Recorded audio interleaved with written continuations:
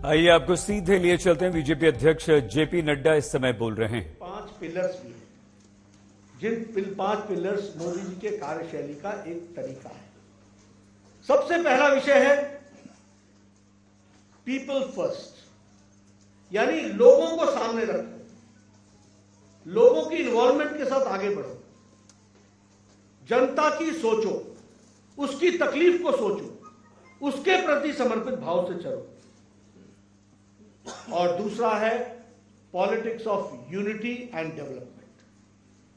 ये विकास की बात कहना, ये सबका साथ, सबका विकास, सबका विश्वास, सबका प्रयास, ये ऐसे ही मुंह से नहीं निकला हुआ शब्द नहीं है, ये बहुत सोचा हुआ समझा हुआ शब्द है।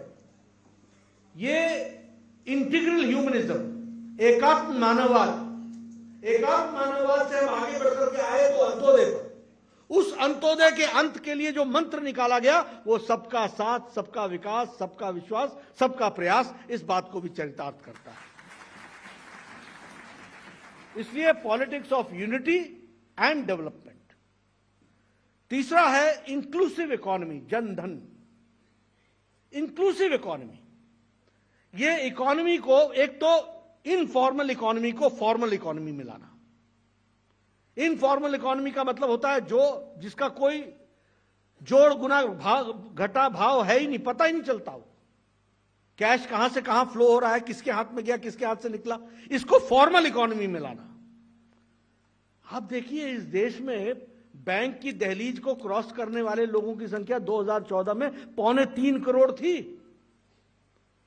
2.25 करोड़, 130 करोड़ का देश, 2.25 करोड़ लोग ही बैंक में अपना खाता खुलवा के बैठे थे।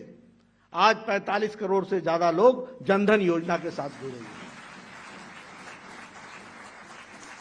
हैं। एक गरीब व्यक्ति को भी कोई राहत मिलती है तो उसको बैंक के खाते में मिलती है, सीधा पैसा उसके पास पहुंचता है।